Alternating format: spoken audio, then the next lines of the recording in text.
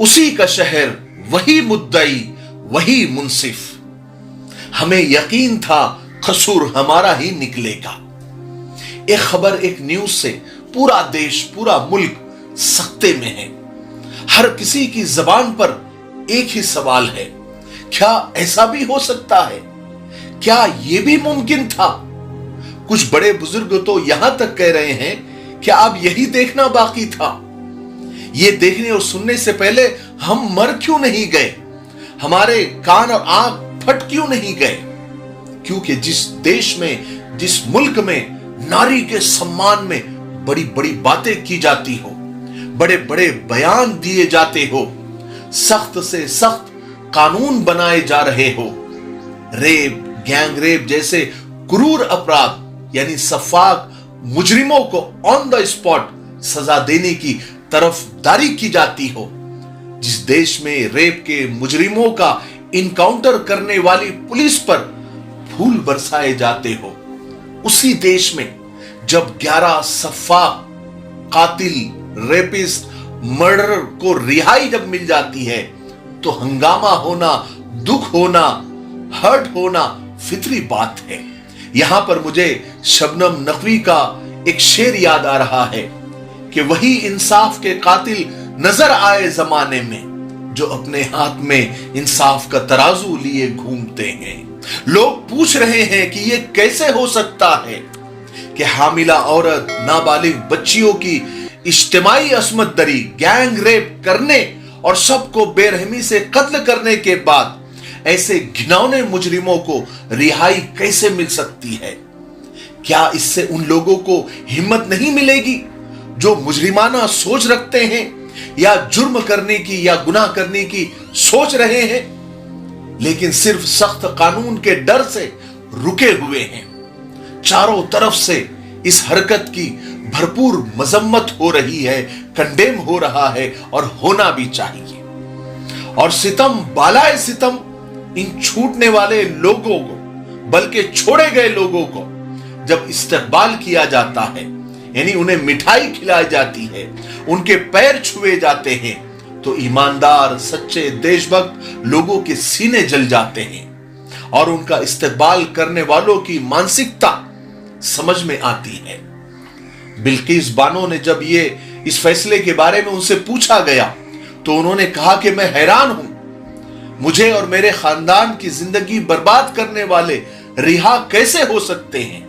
मुझे अभी तक यकीन नहीं हो रहा है। बिल्किस बानो ने गुजरात सरकार से अपील की है कि वो इस फैसले को वापस ले। बहुत सारे जिंदा दिल लोगों ने, जिनका जमीर जिंदा है, इस फैसले पर एहतजाज किया, दुख जताया और अपोजिशन के लोगों ने और नेताओं ने भी एहतजाज किया। मिसाल के तौर पर कांग्रेस के पवन खेड़ा ने ट्वीट किया और एक वीडियो भी जारी किया और उसमें लिखा कि असल नरेंद्र मोदी कौन है, जो लाल किले के प्राचीर से झूठ परोसते हैं या फिर जो अपनी गुजरात सरकार से बलात्कार के अभियुक्तों को रिहा करवाते हैं? ये देश जानना चाहता है। मजहब नहीं देखा जाएगा कि किसका बलात्कार हुआ, मजहब नहीं देखा जाना चाहिए कि किसने बलात्कार किया। बलात्कार हुआ, हत्या हुई, सजा होनी चाहिए, माफी नहीं मिल सकती है क्योंकि गैर कानूनी है।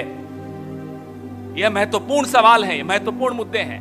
आज जो भी मजहब देखकर चुप हैं, वो प्रधानमंत्री हो, कोई और विपक्षी दल हो, संविधान पढ़ लीजिए। यह देश संविधान पे चलता है, सरकारें संविधान पे चलती हैं, सरकारें जाति और मजहब देखकर नहीं चलती। कम्युनिस्ट पार्टी की एक नेता कविता कृष्णन ने भी ट्वीट किया कि 2022 के यौम आजादी के वक्त जब इंडियन वजीर आजम तकरीर कर रहे थे और खवातीन की इज्जत और नारी शक्ति की हिमायत कर रहे थे, तो उसी वक्त हुकूमत गुजरात माफी के नाम पर बिल्किस बानो के इज्तिमाई रेप करने वाले यानी गैंग रेप के मुजरिम और मर्डर 11 मुजरिमों को रिहा कर रही थी। क्या नरेंद्र मोदी हमें बता सकते हैं कि बिल्किस बानो उनकी नारी शक्ति का हिस्सा है या नहीं, या सिर्फ मुसलमान होने की वजह से वो अलग है, नारी शक्ति का हिस्सा नहीं है? बैरिस्टर असदुद्दीन ओवैसी ने तो सबसे ज्यादा सख्त एहतजाज किया और कई ट्वीट किए और कहा कि इन मुजरिमों को दोबारा सरकार जेल भेजे और बैरिस्टर असदुद्दीन ओवैसी ने न्यूज चैनलों पर बैठी खवातीन को भी मशवरा दिया और उनको ललकारा कि आप खामोश क्यों हो। तमाम खवातीन एंकरों को इसके खिलाफ आवाज उठाने की जरूरत है और कहा कि बिल्किस बानो को मुसलमान के चश्मे से मत देखिए, यह एक इंसाफ का मसला है। आपके चैनलों पे जो मुस्लिम महिलाएं एंकर हैं, मैं उनसे पूछना चाह रहा हूं, आप क्यों खामोश बैठी हैं? आप तो महिला है ना, आप तो हमसे ज्यादा तकलीफ समझ सकती हैं उस बिल्किस बानो की। आए दिन महिलाओं पर जुल्म होता है, गलत बातें की जाती हैं। कम से कम उन लोगों को तो सोचना चाहिए कि आज बिल्किस बानो है, कल किसी से भी होगा। फिर ये बिल्किस बानो को सिर्फ मुसलमान होने के चश्मे से मत देखिए, ये एक इंसाफ का मुद्दा है। और हम भारत सरकार से, प्रधानमंत्री से डायरेक्ट हम ये डिमांड करते हैं कि उनका जो रिलीज ऑर्डर है उसको कैंसिल करके उन तमाम को जेल को भिजाया जाए। खैर, एक बात का रोना हो तो आंसू आए, हजार बातों के लिए कहां से जिगर लाए। बहरहाल हमें तो बड़ा दुख हुआ, बल्कि इस मुल्क की अक्सरियत जो दर्द दिल रखती है, जो इंसाफ पसंद है, सबको दुख हुआ, सबको हर्ट हुआ, सब अफसोस में हैं। आप इस फैसले के बारे में क्या सोचते हैं? हिंदू मुस्लिम का चश्मा निकालकर कमेंट जरूर करें, हम आपके कमेंट पढ़ते हैं। और आखिर में मैं ये कहना चाहता हूं कि इतने अहम मुद्दे पर हमारे प्रधानमंत्री की खामोशी मुझे हैरत में डाल देती है। मैं बड़े प्यार से ये 2 लाइन में अपने जज्बात प्रधानमंत्री तक पहुंचाना चाहता हूं और अपनी बात को खत्म करता हूं कि तेरी मसरूफियत, तेरी मजबूरियां सर आंखों पर, तेरी मसरूफियत, तेरी मजबूरियां सर आंखों पर, मगर तेरा यूं बेपरवाह होना मुझे अच्छा नहीं लगता। अस्सलाम वालेकुम वरहमतुल्लाहि वबरकातुहू। अगर आप यहां तक पहुंच गए हैं, इसका मतलब आपने वीडियो पूरा देख लिया है। हम आपको यह इत्र बताना चाहते हैं, अल सफा। ये बड़ा बेहतरीन इत्र है। ये इत्र लगाकर मैं यहां पर बैठा हूं और ये पूरा जो कमरा है पूरा महक रहा है। आप ये इत्र खरीदिए और लगाइए। आप जिस मजलिस, जिस महफिल में जाएंगे, इंशाअल्लाह आप महका कर आएंगे।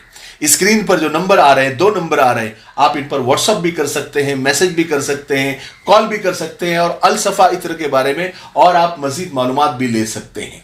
और हमारी वेबसाइट भी है www.miftahiperfumes.com। आप इस वेबसाइट पर भी विजिट कर सकते हैं। नीचे डिस्क्रिप्शन में लिंक भी दिया हुआ है, आप उस पर जाकर आप और भी हमारे प्रोडक्ट देख सकते हैं। लेकिन अल सफा आप खरीद के देखिए, इंशाअल्लाह आपको बेहद पसंद आएगा और आप बार बार ऑर्डर करेंगे और आपके दोस्त अहबाब भी ऑर्डर करेंगे। और एक छोटी सी रिक्वेस्ट ये भी है कि ये मेरा इंस्टाग्राम आईडी है, मिफ्ताही_चैनल। इसका भी लिंक नीचे डिस्क्रिप्शन में दिया हुआ है। आप जाए, हमारा इंस्टाग्राम अकाउंट भी आप फॉलो कर ले। वहां पर आपको शॉर्ट वीडियो भी देखने को मिलेंगे और कुछ बहुत सारे अच्छे अच्छे वीडियो भी आपको वहां देखने और सुनने को मिलेंगे। ठीक है, तब तक मेरे लिए, पूरी उम्मत के लिए, पूरी इंसानियत, पूरी मानवता के लिए और हमारे प्यारे मुल्क भारत के लिए और यहाँ की अमन शांति, तरक्की, उन्नति के लिए खूब दुआएं करते रहें। अस्सलाम वालेकुम वरहमतुल्लाहि वबरकातुहू।